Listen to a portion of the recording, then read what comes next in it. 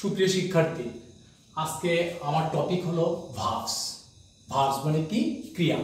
আজকে আমরা মূলত ভার্বসের মধ্যে যে ফাইনাইট এবং নন ফাইনাইট এই দুইটা টপিকের উপর আলোচনা করার চেষ্টা করব। প্রথমে শুরু করব আমি ফাইনাইট ভার্ব দিয়ে। আমরা যদি বলি ফাইনাইট ভার্ব কি, আসলে ফাইনাইট ভার্ব হলো সেই ভার্বগুলি যেগুলি স্পিকার বা সাবজেক্টের পার্সন এবং নাম্বার অনুযায়ী চেঞ্জ হয় এবং টেন্স অনুযায়ী চেঞ্জ হয়। যখন সাবজেক্টের, তখন সেটাকে আমরা বলবো কি? Finite verb. অর্থাৎ ফাইনাইট ভার্ব কি? যে সাবজেক্টটা থাকবে তার পার্সন এবং নাম্বার অনুযায়ী চেঞ্জ হবে এবং টেন্স অনুযায়ী চেঞ্জ হবে, এবং যে ভাবটাকে দেখলে বোঝা যাবে এটা কোন টেন্সে আছে সেটাকে আমরা বলবো কি? Finite verb. আর তার ঠিক উল্টোটা হয় নন ফাইনাইট ভার্বের মধ্যে। যে ভাবটা কি হবে না, সাবজেক্টের পার্সন এবং পার্সন এবং নাম্বার অনুযায়ী এবং টেন্স অনুযায়ী চেঞ্জ হয় না, এবং যেটা দেখলে ওই টেন্সটা কোন টেন্সে আছে সেটা চেনা যায় না, সেটাকে আমরা বলবো কি? Non finite verb. অ্যাকচুয়ালি নন ফাইনাইট ভার্ব আবার তিন রকমের হয়। একটা হয় কি? আমরা সংক্ষেপে বলবো কি? আইজিপি, অর্থাৎ কি? ইনফিনিটিভ, জেরান্ড এবং কি? পার্টিসিপল। এভাবে যদি আমরা মনে রাখি আইজিপি মানে ইনফিনিটিভ, জেরান্ড এবং কি? পার্টিসিপল। এবার আমরা কি দেখলাম? আমরা কয়েকটা এক্সাম্পলের মাধ্যমে ফাইনাইট এবং নন ফাইনাইটের ডিফারেন্সটা আমরা দেখব।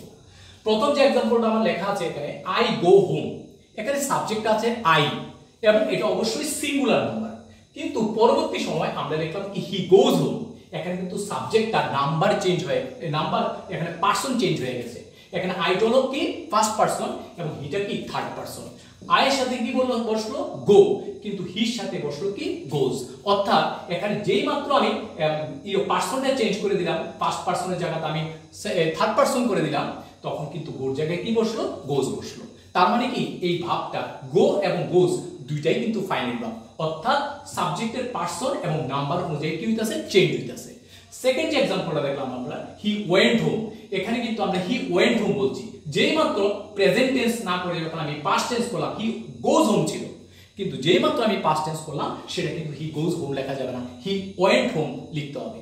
তার জন্য আমি দেখলাম যে টেন্স চেঞ্জ হওয়ার সাথে সাথে গোজ পরিবর্তিত হয়ে ওয়েন্ট হয়ে গেল, তার মানে এটা হলো ফাইনাইট ভার্ব। কিন্তু নন ফাইনাইটটা দেখি আমরা, he does not go home, সে বাড়িতে যায় না।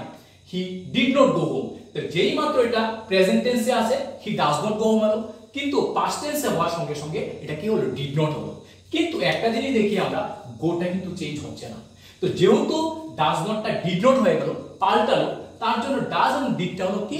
ফাইনাইট ভার্ব, এবং যে গোটা আছে গোটা কিন্তু চেঞ্জ হলো না, সেটা হয়ে যাবে কি? Non finite verb. He is going home. এখানে আমরা দেখতেই পাচ্ছি হি ইজ গোয়িং হোম, হির সাথে কি বসলো? ইজ বসলো, অর্থাৎ এটা আছে কি? Present continuous tense.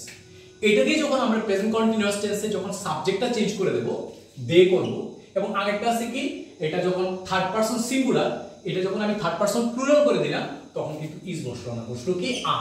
কিন্তু গোয়িং যেটা আছে সেটা কিন্তু চেঞ্জ হলো না, অর্থাৎ এটা হলো কি? Non finite verb. আর যেহেতু পার্সন দুইটাই কিন্তু থার্ড পারসন, হিটও থার্ড পারসন, দেটও থার্ড পারসন, কিন্তু এটা সিঙ্গুলার এবং এটা প্লুরাল। তো আমরা আগেই বলেছি যে ভাবটা সাবজেক্টের পার্সন এবং নাম্বার অনুযায়ী চেঞ্জ হবে সেটাকে বলা হবে ফাইনাইট ভার্ব, এবং যেটা চেঞ্জ হবে না সেটা কি? Non finite verb. অর্থাৎ এখানে ইজ হলো কি? ফাইনাইট ভার্ব এবং আরটা হলো কি? Finite verb. কিন্তু এই গোয়িং এবং এই গোয়িংটা কিন্তু কোনো চেঞ্জ হলো না, অর্থাৎ পরিবর্তন হলো না। যেটা পরিবর্তন হয় না সেটাকে আমরা বলবো কি? Non finite verb. তো এটা দেখলাম কি? সাবজেক্টের নাম্বার এবং পার্সন এটা চেঞ্জ করলাম, কিন্তু এবার যখন আমি এটাকে টেন্স চেঞ্জ করে দেব, তখন আমরা কিন্তু হির জায়গায় ইজ না বসে ওয়াজ বসলো, অর্থাৎ এখানেও কিন্তু ইজটা পরিবর্তিত হয়ে ওয়াজ হয়ে গেল, এবং যেহেতু চেঞ্জ হলো এটা, তখন সেটা হয়ে গেল কি? Finite verb. এবং যেহেতু গোয়িংটা চেঞ্জ হলো না, এবং সেই জন্য সেটা হয়ে গেল কি? Non finite verb. নেক্সট আরেকটা example, I have eaten an Apple. এখানে দেখতেই পাচ্ছি এটা প্রেজেন্ট পারফেক্ট টেন্সে আছে, কারণ হ্যাভ বা হ্যাজ আছে এবং ভার্বের থার্ড ফর্ম আছে, দ্যাট মিন্স পিপি আছে, মানে পাস্ট পার্টিসিপল আছে। এটা প্রেজেন্ট পারফেক্ট, কিন্তু যেই মাত্র আমি পাস্ট পারসনের জায়গায় আমি থার্ড পারসন করে দিলাম এবং সিঙ্গুলার করে দিলাম, তখন হ্যাভটা পরিবর্তিত হয়ে গেল কি? হ্যাজ, অর্থাৎ পরিবর্তন হলো, দ্যাট মিন্স এটা হয়ে গেল ফাইনাইট ভার্ব। কিন্তু ইটেনটা কিন্তু কোনো চেঞ্জ হলো না, তার জন্য সেটা হবে নন ফাইনাইট ভার্ব। এবং ইটেনটা দেখে কিন্তু আমি বলতে পারবো না এটা কোন টেন্সে আছে। তো যে যে ফর্মটা দেখে ভাবটাকে টেন্সটা চেনা যায় না সেটাকে বলো নন ফাইনাইট ভার্ব। কিন্তু যেই মাত্র আমি হ্যাভ দেখলাম তাহলে বলতেই পারবো এটা হলো কি প্রেজেন্ট টেন্স আছে। যেই মাত্র হ্যাজ আছে তখনও বলতে পারছি আমরা এটা কোন টেন্স আছে, প্রেজেন্ট টেন্সে। কিন্তু যখন আমি হ্যাভ হ্যাজ পরিবর্তিত করে এটাকে পাস্ট টেন্সে করতে যাব তখন হ্যাভ এর পরিবর্তে আমি লিখতে হয়েছে আমার কি হ্যাভ, এবং সেটা পরিবর্তিত হয়েছে বলেই এটা হলো কি ফাইনাইট ভার্ব। এখানে টেন্সের জন্য চেঞ্জ হয়েছে, কিন্তু ইটেন দেখে কিন্তু একবারও বোঝা যাচ্ছে না এটা কোন টেন্সে আছে, কারণ প্রেজেন্ট টেন্সের বেলাও ইটেন বসবে, প্রেজেন্ট পারফেক্টের বেলাও ইটেন বসবে, পাস্ট পারফেক্টের বেলাও ইটেন বসবে, আবার ফিউচার পারফেক্টের বেলাও ইটেন বসবে। কিন্তু ইটেনটা যেহেতু চেঞ্জ হচ্ছে না সেটাকে আমরা বলবো কি non finite verb. They were going home, আরেকটা সেন্টেন্স আছে কি দে ওয়েন্ট হোম। আমাদের মনে রাখতে হবে যদি একটা সেন্টেন্সের মধ্যে দুইটা ভার্ব থাকে তখন সেটা হবে কি ফাইনাইট ভার্ব প্রথমটা, এবং দ্বিতীয়টা হবে কি নন ফাইনাইট ভার্ব। কিন্তু যদি একটা মাত্র ভাব থাকে তখন সেটা হবে ফাইনাইট ভার্ব, আর একটা মাত্র ভাব থাকলে কিন্তু কোনো রকমই নন ফাইনাইট ভার্ব হবে না, কারণ একটা সেন্টেন্সের মধ্যে মূলত একটা কিন্তু ফাইনাইট ভার্ব থাকতে হবে। নন ফাইনাইট ভার্ব থাকলে কোনো যদি না থাকে তাহলে কিন্তু কোনো প্রবলেম নেই, অর্থাৎ ফাইনাইট ভার্ব মাস্ট। তাহলে একটা থাকলে ফাইনাইট, দুইটা থাকলে প্রথমটা ফাইনাইট এবং দ্বিতীয়টা নন ফাইনাইট ভার্ব। এখন 1 থেকে 12 নাম্বার পর্যন্ত যে 12টা এক্সারসাইজ দেওয়া আছে, যে एग्जांपलগুলি দেওয়া আছে, তারপরে যদি আমরা সেগুলি অ্যানালাইসিস করতে পারি বা অ্যানালাইজ করতে পারি তাহলে কিন্তু সম্পূর্ণ নন ফাইনাইট ভার্বের কিন্তু ক্যাটাগরি সম্পর্কে আমরা জেনে নিতে পারবো।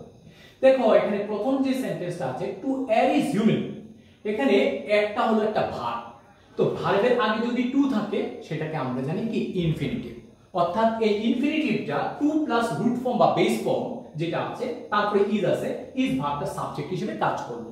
তো ইনফিনিটিভের কাজ কি, কোন একটা সেন্টেন্সের সাবজেক্ট হিসেবে কাজ করা।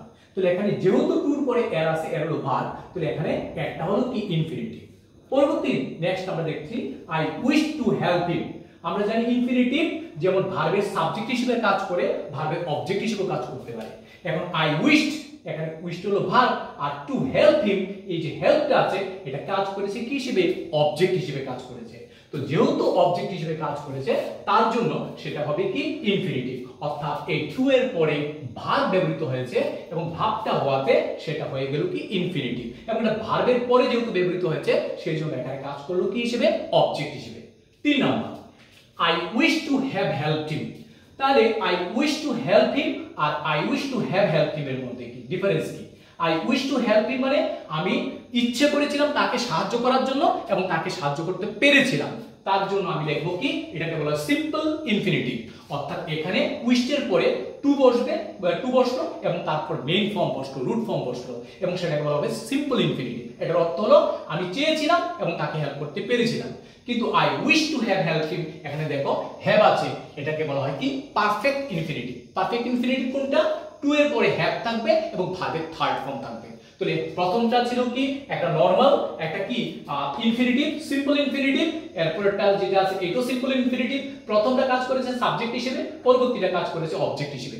আর পরেরটা যেটা I wish to have helped হিম, এখানে দেখো টু এর পরে একটা হ্যাভ আছে, অর্থাৎ হ্যাভ এবং ভার্বের থার্ড ফর্ম আছে, এটাকে বলবো পারফেক্ট ইনফিনিটিভ। পরেরটা আই বেড হিম গো, এখানে দেখো বেড হিম গো, এখানে আমরা জানি যদি দুইটা ভার্ব থাকে একটা সেন্টেন্সের মধ্যে তাহলে হয় দুইটা ভার্বের মাঝখানে একটা কমা থাকবে, তিনটা যদি ভার্ব থাকে তাহলে প্রথম ভার্বের পরে কমা থাকবে, দ্বিতীয় এবং তৃতীয়র মাঝখানে এন্ড থাকবে, কিন্তু অথবা দ্বিতীয় ভার্বটার সাথে কি থাকবে, আইএনজি থাকবে। কিন্তু এখানে বেড এবং গো এই দুইটা ভার্বের মাঝখানে না আছে কোনো কমা, না আছে কোনো পরেরটার সাথে আইএনজি, তার মানে এখানে বেড এবং গোর মাঝখানে কিন্তু একটা টু ছিল কিন্তু টু ইউজ হয়নি। যদি টু ইউজ হওয়ার কথা ছিল কিন্তু হয়নি তখন সেটাকে বলবো আমরা বেয়ার ইনফিনিটিভ। তাহলে প্রথম দুটো হলো কি সিম্পল ইনফিনিটিভ, অর্থাৎ এখানে প্রথমটা সাবজেক্ট হিসেবে কাজ করলো, পরেরটা অবজেক্ট হিসেবে কাজ করলো।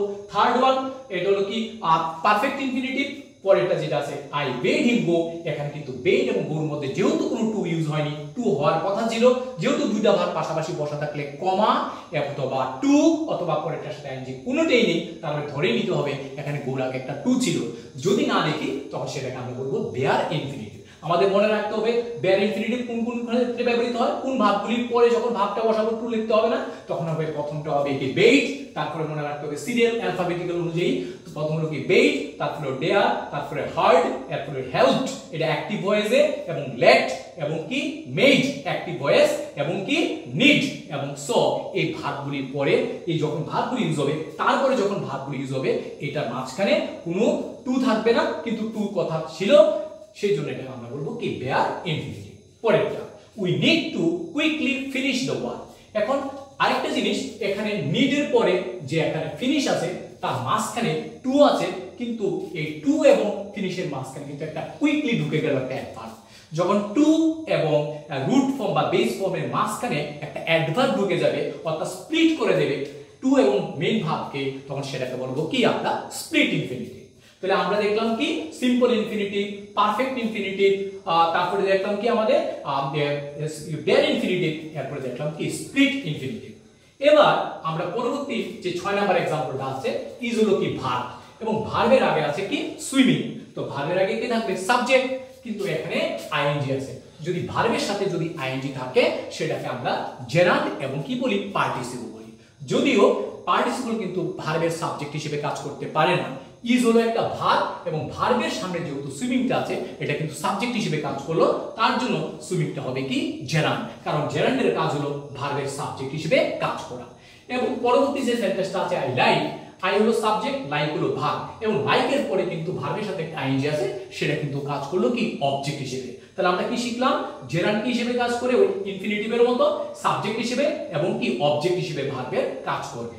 সেম এখানে যে ইজ আছে, ইজ হলো ভার্ব, তাহলে সুইমিংটা হলো কি সাবজেক্ট। পরবর্তী সময় লাইক হলো ভার্ব, রিডিং হলো কি অবজেক্ট, অর্থাৎ দুইটাই কিন্তু এখানে কি হবে জেরান্ড হবে, কারণ জেরান্ড হলে কি হয় সেটা কি করে ভার্বের সাবজেক্ট এবং অবজেক্ট হিসেবে কাজ করে।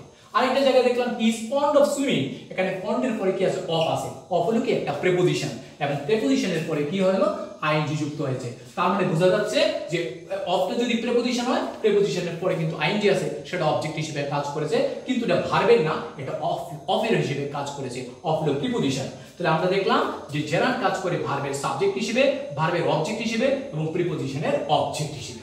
কিন্তু পরবর্তী যে সেন্টেন্সটা, প্রথম সেন্টেন্সটা 6 এর মধ্যে আমরা দেখলাম আইএনজি আছে, কিন্তু পরের 9 এর মধ্যে কিন্তু আইএনজি আছে, কিন্তু দুইটার মধ্যে ডিফারেন্স আছে। কিন্তু যদি আমরা 9 নাম্বার লাইনটা দেখি, হি রাশড টু দ্য স্পট, এখানে রাশড হলো একটা ভার্ব, এই ভার্বের সাবজেক্ট কিন্তু কোনো রকমের হিয়ারিং না, এখানে ভার্বের, এখানে আগেরটার মধ্যে কিন্তু আমরা দেখেছি ইজ ভার্বের সাবজেক্ট হিসেবে সুইমিংটা কাজ করেছে, যেহেতু সুইমিংটা সাবজেক্ট হিসেবে কাজ করেছে জেরান্ড, কিন্তু যখন ভার্বের সাথে আইএনজি থাকবে কিন্তু এটা সাবজেক্ট হিসেবে কাজ করবে না, তখন সেটাকে বলবো পার্টিসিপল। এবং ভার্বের মধ্যে কোন পার্টিসিপলটা, এটা প্রেজেন্ট পার্টিসিপল। তাহলে এখানে হিয়ারিং দা নয়েজ, এই যে হিয়ারিংটা আছে এটা হলো কি পার্টিসিপল। আমরা জানি পার্টিসিপল তিন রকমের, একটা হলো কি প্রেজেন্ট পার্টিসিপল, একটা পাস্ট পার্টিসিপল, একটা হলো কি পারফেক্ট পার্টিসিপল। প্রেজেন্ট পার্টিসিপলে ভার্বের সাথে আইএনজি হয়, আর যেটা পাস্ট পার্টিসিপল এটা ভার্বের, যেমন গো ওয়েন গন, গো ওয়েন গন, এই গনটা হবে কি পাস্ট পার্টিসিপল, অর্থাৎ ভার্বের যে 3 নম্বর ফর্মটা থাকে বা পিপি বলি সেটা হলো পাস্ট পার্টিসিপল। এবং যে আরেকটা হলো কি পারফেক্ট পার্টিসিপল। পারফেক্ট পার্টিসিপল কি থাকে, হ্যাভিং এর পরে ভার্বের থার্ড ফর্ম থাকে। যেমন আমরা একটা एग्जांपल দিছি লাস্টেরটা 12 নম্বরটা, having rested for a while, এবং হ্যাভিং আছে এবং ভার্বের থার্ড ফর্ম আছে, এটা কিন্তু পারফেক্ট কি হবে, পারফেক্ট পার্টিসিপল হবে। এবং পরবর্তী সময় হিয়ারিং দ্য নয়েজ, এটা তো দেখলাম আমরা he rush to the spot, এখানে হিয়ারিংটা কি হলো, এটা হলো কি পার্টিসিপল। পরবর্তী on seeing the tiger we wanted, এখন এই যে সেন্টেন্সটা হিয়ারিং আর একটা অন সিং, কিন্তু হিয়ারিং এর সামনে কিন্তু অন নেই, যেই মাত্র সিং এর মধ্যে সামনে অন লাগানো হয়েছে তখন বুঝতে হবে দেখার সঙ্গে সঙ্গেই, অর্থাৎ সিং মানে দেখা আর দেখিয়া, আর অন সিং মানে দেখা মাত্রই, সিং অত দেখিয়া, অর্থাৎ যখন আমরা ভার্বের সাথে আইএনজি থাকবে কিন্তু এটা সাবজেক্ট হিসেবে কাজ করবে না, তখন সাধারণত আমরা এটা ইয়া হিসেবে ব্যবহৃত হয়, দেখিয়া। কিন্তু অন সিং দ্য টাইগার, এখানে সেম প্রায় হিয়ারিং এবং সিং এর মধ্যে, কিন্তু প্রথমটার মধ্যে নয়ের মধ্যে অন নেই যেহেতু সেটা হবে পার্টিসিপল, কিন্তু পরেরটা হবে কি অন সিং দ্য টাইগার, যেহেতু অন আছে, অন একটা প্রিপোজিশন পরে ভার্ব হিসেবে কাজ করেছে, সাব অবজেক্ট হিসেবে কাজ করেছে, তার জন্য সেটা হবে কি, সেটা হবে জেরান্ড হবে এটা। এবং ডেজার্টেড বাই आवर ফ্রেন্ডস, আমরা জানি বাই থাকলে কি হয়, প্যাসিভ ভয়েস হয়, আর প্যাসিভ ভয়েসে সবসময় ভার্বের থার্ড ফর্ম হয়। তো ডেজার্টেড বাই হার হাজবেন্ড, তার স্বামীর দ্বারা পরিত্যক্ত হইয়া সে কি করলো, সুইসাইড করেছিল। এখানে কিন্তু ডেজার্টেড কথাটা হলো ভার্বের কোন form, first second third form, V3 মানে পাস্ট পার্টিসিপল ফর্ম, তার জন্য সেটা হয়ে যাবে কি পাস্ট পার্টিসিপল। কিন্তু পরবর্তী লাস্ট একবার আলোচনা হয়েছে হ্যাভিং রেস্টেড ফর এ ওয়াইল, এখানে লেখা আছে হ্যাভিং এবং কি আছে ভার্বের থার্ড ফর্ম আছে, অর্থাৎ সেটা হয়ে যাবে কি পারফেক্ট পার্টিসিপল। কথা বলেও কিন্তু আমি 18টা কমপ্লিট করে দিচ্ছি। প্রথমটা লেখা আছে দেখো 30 নাম্বারটা, হি ক্লেমস টু বি স্টাডিং নাও। এখানে দেখো টু আছে, টুর পরে কি আছে বি আছে এবং স্টাডির সাথে একটা আইএনজি আছে, অর্থাৎ কি হি ক্লেমস টু বি স্টাডিং নাও, সে দাবি করছে সে নাকি এখন পড়ছে, অর্থাৎ সে কাজটা কন্টিনিউ করছে। এই ধরনের যদি টু এর পরে যদি বি থেকে যদি ভার্বের সাথে আইএনজি থাকে তখন সেটাকে বলে কন্টিনিউয়াস ইনফিনিটিভ বা প্রোগ্রেসিভ ইনফিনিটিভ। এবং he seems to have been working all day, সারাদিন মনে হয় সে কাজ করছে। এখন কিন্তু টু এর পরে হ্যাভ আছে এবং বিন আছে এবং ভার্বের সাথে আইএনজি আছে, তার মানে এটা পারফেক্ট কন্টিনিউয়াস বা এটাকে বলা হবে পারফেক্ট প্রোগ্রেসিভ ইনফিনিটিভ।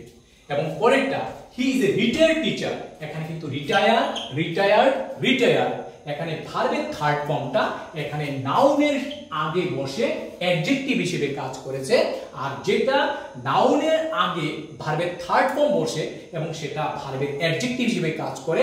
আর আমরা জানি নাউনের আগে যে ফর্মটা ভার্বের থার্ড ফর্মটা অ্যাডজেক্টিভ হিসেবে কাজ করে সেটাকে আমরা বলি কি পাস্ট পার্টিসিপল, অর্থাৎ he is a retired teacher, say already retire করে ফেলেছে, তার জন্য এটা হবে কি, এটা হবে past participle. He is a retired teacher, তাহলে কি এখানে টিচারটা হলো কি নাউন, নাউনের আগে কি বসে অ্যাডজেক্টিভ, এবং যখন অ্যাডজেক্টিভ ভার্বের কোন ফর্ম হিসেবে কাজ করে সেটা হলো কি ভার্বের থার্ড ফর্ম অর্থাৎ পাস্ট পার্টিসিপল। আমরা জানি ভার্বের তিনটা ফর্ম হয়, present form, past form, past participle form, যদিও এটার মধ্যে আরো অনেকে এক দুইটা ফর্ম যোগ করে, তো আমরা বলবো এটা থার্ড ফর্ম V3, অর্থাৎ he is a retired teacher, teacher noun, এই নাউনের আগে ভার্বের থার্ড ফর্ম বসে এটা হয়ে গেছে কি participle. 60 number, give him the walking stick, আর এটা কি look at the burning house. এখন ওয়াকিং এর পরে স্টিক আছে এবং কি বার্নিং এর পরে হাউস আছে। এখন এই স্টিকটাকে যদি আমরা ওয়াকিং স্টিকটা যদি ভাঙি আমরা বলবো কি স্টিক ফর ওয়াকিং। যদি ফর দিয়ে জন্য দিয়ে যদি আমরা দুইটা ফ্রেজটাকে যখন ভাঙতে পারি, এখন যদি বলি যে স্টিক দ্যাট ইজ ওয়াকিং, এভাবে বলা যাবে না, এটা বলে স্টিক ফর ওয়াকিং, তাহলে সেটা হবে কি জেরান। কিন্তু যখন আমরা বলবো বার্নিং হাউস মানে হাউস দ্যাট ইজ বার্নিং, যেটা পুড়ছে বা হুইচ ইজ বার্নিং, তখন সেটা হয়ে যাবে কি প্রেজেন্ট পার্টিসিপল, অর্থাৎ বাড়িটা পুড়ছে মানে পোড়া হয়ে যায়নি। কিন্তু পরবর্তী সময় একটা एग्जांपल আছে কি look at the burn house, অর্থাৎ কি ওই পোড়া বাড়িটাকে দেখো, এখানে কিন্তু বার্নের থার্ড ফর্ম ইউজ হয়েছে, এটা হবে পাস্ট পার্টিসিপল। আজকে এতটুকুই আমরা নন ফাইনাইট ভার্বের ভাগ করে আলোচনা করলাম। পরবর্তী ক্লাসে আরো জানার ইচ্ছা থাকলে আমরা চেষ্টা করব।